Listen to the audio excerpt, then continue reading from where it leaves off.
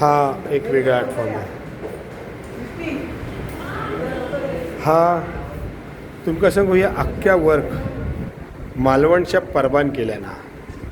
मालवणचं सुपुत्रा परब हुसेन त्याका सब्जेक्ट दिलं होतं आणि हुसेनवर त्याने ह्या इतक्या त्यांचे पेंटिंग्स घोडे देवी गणपती ह्या सगळ्या त्याने केल्या ना. असंच काहीतरी इकडेच बघते. परब गेलो काय परब सगळे गेले परब गेलो हा. आता परबाचं तुमका पेंटिंग दाखवलं असतं. हे सगळे स्केचवरले काम आहे. चारकोल एकही नाही केला का रे कोणी? चारकोलमध्ये कोणी नाही केलं? तिकडे आहे ओके. नाही नाही ऑइलमधलं नाही चारकोलमध्ये प्युअर चारकोल कोळशाच्या याच्यातलं. आम्ही ते जे काही दिसलं नाही तशामधलं पेंटिंग.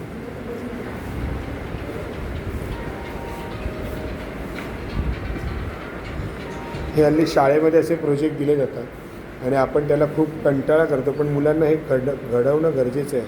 मुलांनी अशा पद्धतीचं काहीतरी करणं गरजेचं आहे. अर्थात थोडासा आर्थिक बोजा पालकांवर पडत असेल, पण तर हे बघा ह्यो परब असा ह्यो परब हो. आणि हे आदेश असा हे फोटोग्राफी आहे. मला यांचे प्रिन्सिपल आहेत त्यांना एक भेटायची संधी मिळते. मंडळी उद्या आज तारीख किती आहे? 7 तारखेपर्यंत एक्झिबिशन आहे. मला वाटतं नेटवर आहे. 7 तारखेपर्यंत ठाण्याला तलईपडामध्ये ठाण्याला कुठे हे ॲक्च्युली पाच पखाडीमध्ये ठाणे आर्ट स्कूलला. नमस्कार. ह्या आर्ट स्कूलचे काय नाव सर आपलं? काय नाव? दिनेश सुतार. ह्या म्हणजे आता मगासपासून जे आपण बघितलं एवढा आर्ट फॉर्म त्या स्कूलचे हे प्रिन्सिपल सर आहेत दिनेश सुतार सर. अचानक ते घाईमध्ये म्हणजे आता निघत होते तितक्यात त्यांची भेट झाली. मी खरंच तुमचा आभारी आहे की तुम्ही मुलांना एवढं सगळं करायला प्रवृत्त करताय. म्हणजे खरोखर मी सुद्धा एक आर्टिस्ट आहे, पण मला असं वाटत होतं की मुलं हल्ली स्केचवर काम करत नाहीत. एलिमेंटरी इंटरमिजिएट हे या फॉर्ममध्ये आता कोणी जातच नाही, कारण मी मुलांना बघितलं नाही तसं. पण स्केचमध्ये एवढं सुंदर काम करतात आणि इतका सुंदर आर्ट फॉर्म आहे याच्यावर काम करताना तुम्ही त्यांना सगळ्यांना एवढं एकत्रित करून एक्झिबिशनसारखा हा जो म्हणजे एक म्हणजे लोकांना दाखवण्यासाठी हा जो प्रकार केला आहे त्याबद्दल तुमचे खरंच मनापासून अभिनंदन. आणि मी एक थोडासा आम्ही उद्योजक लाईनमध्ये असल्याकारणाने मला असं वाटलं ते मी मुलांशी शेअर केलं की इन फ्युचर जर तुम्हाला या संदर्भातून काही अर्निंग करायचं असेल या असे आता जे तुम्ही भरवलं आहे त्याच फॉर्मला एका एंटरप्रिनर कंटेंटवर जर करायचं असेल आणि त्यासाठी म्हणजे तसा एक जर इव्हेंट करायचा असेल तर तुम्ही जर तुम्हाला वाटलं तुमच्याकडे संपर्कात असतील पण वाटलं तर माझा नंबर मुलांकडे आहे. हा माझा पुतणे आहे तर त्याच्याकडे मी दिला आहे. तर याचा एक प्रॉपर इव्हेंट करायचा असेल एखाद्या एरियामध्ये, कारण तुम्हाला सांगू का हा इव्हेंट तुम्हाला हा सोशलमध्ये जातो म्हणजे तुम्हाला मी माहिती देतो. आता जिथे जिथे मोठे एक्झिबिशन्स आहेत त्या एक्झिबिशनला याला आपल्याला फ्री स्पेस घेता येऊ शकते. म्हणजे त्यांना सांगू शकतो की हा सोशल वर्क आहे, सोशलचं काम आहे आणि त्या एक्झिबिटरने याला द्यावं यासाठी त्याच्यावर गळ घातली जाऊ शकते. थोडंसं प्रोसेस केल्यानंतर ह्या गोष्टी होऊ शकतात. सो एक्झिबिशनला येणारी जी माणसं आहेत जी वस्तू खरेदी करतात त्यांना खेचण्यासाठी हा एक पार्ट बनेल आणि ह्याच्या अनुषंगाने त्याची विक्री आणि त्यांच्या अनुषंगाने तुमची प्रॉडक्टची विक्री असं काहीतरी कॉम्बिनेशन नक्की करता येऊ शकतं. म्हणजे तुम्ही एक प्रॉपर 5-6 एक्झिबिटरशी तुम्ही जर कनेक्ट झालात तर त्यातल्या त्या पद्धतीचे आर्ट फॉर्म जर तुम्ही तशा पद्धतीने ठेवले सब्जेक्टिव्ह आर्ट फॉर्म आणि तसं जर त्याला फ्रेमिंग करून म्हणजे तिथल्या तिथे कॅश होईल.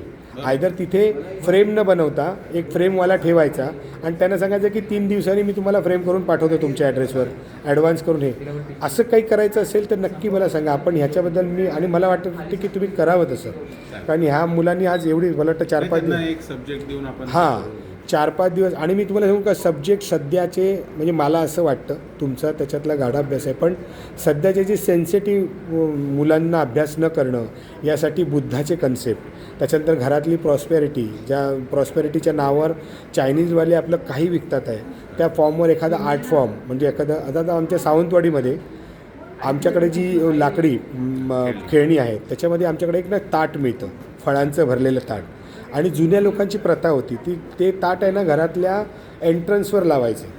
याचं कारण काय होतं की ते प्रॉस्पेरिटीचं द्योतक होतं.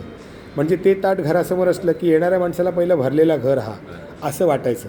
सो आणि त्याचं लाकूड त्याचा एक वेगळा फॉर्म होता. हे असं काहीतरी त्याच्यातनं जर असे स्टोरीज दिल्यात आणि असे काही सिलेक्टिव्ह पिक्चर, म्हणजे मी तुम्हाला म्हणू का सिरियसली एका स्टोरीचे एका कंटेंटमधले 10 पिक्चर असले तरी चालतील.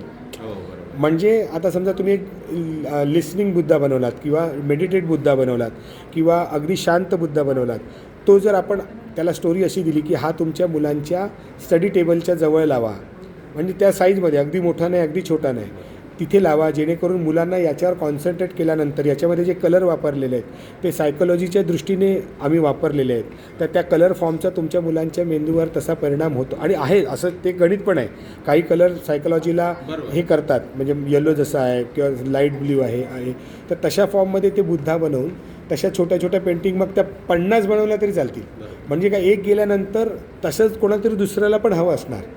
आणि ते सगळं कसं आहे, जो दिखताय व विकताय या कंटेंटवर विकायचं आहे. म्हणजे त्याची चर्चा करायची आहे, त्या चर्चेची एक वावटळ करायची आहे. म्हणजे थोडक्यात त्यांना दिमडी वाजवायची आहे, टुंग टुंग टुंग टुंग टुंग टुंग टुंग टुंग. म्हणजे आतमध्ये आल्यानंतर तुमची ही जी सगळी धावपळ करणारी मुलं आहेत ते प्रत्येकाला सांगेल, अरे हे ना ते हे होते ठाण्याचे एक बिल्डर होते, त्यांनी त्यांच्या मुलांसाठी घेऊन गेलेले हे स्टडीज बुद्धा. अरे काय लगेच आवडलं त्यांना. 15,000 जे काय तुम्ही घेऊन गेले आणि त्यांनी मग सांगितलं की त्यांना फॅमिलीमध्ये पण द्यायचं आहे. असं थोडंसं बघणाऱ्या लोकांच्या असं थोडंसं जर असं मार्केटिंग केलं ना त्याच्यातनं बराच चांगला रेव्हेन्यू म्हणजे जनरेट होईल. आणि असं काही असेल तर या संदर्भातल्या सगळ्या आयडियाज आपण करू. अशी मुलं पण फार क्रिएटिव्ह आहेत, आमच्या ह्या आयडियासुद्धा क्रिएटिव्ह आहेत. सो दोघांचं क्रिएशनचं जर मिक्सिंग जर आपण केलं ना आणि अगदी तुम्ही म्हणजे हा एक चांगला इव्हेंट म्हणूनच प्रेझेंट करायचं. म्हणजे आज तुम्ही 4 दिवसाची लाईट फॅन सगळं वापरून तुमचं येऊन तुमची ट्रॅव्हलिंगचा खर्च करून ₹1 न कमवता हे सगळं लोकांना दाखवलं आहे, तर असंच काहीतरी 5-6 दिवसाचं अर्निंग करायचं. चालेल आपण नक्कीच. मी यांच्याकडे हां सरांचा नंबर घ्या, मी तुम्हाला नंबर आहे मुलगा सीट हां ये दीपा या इकडे.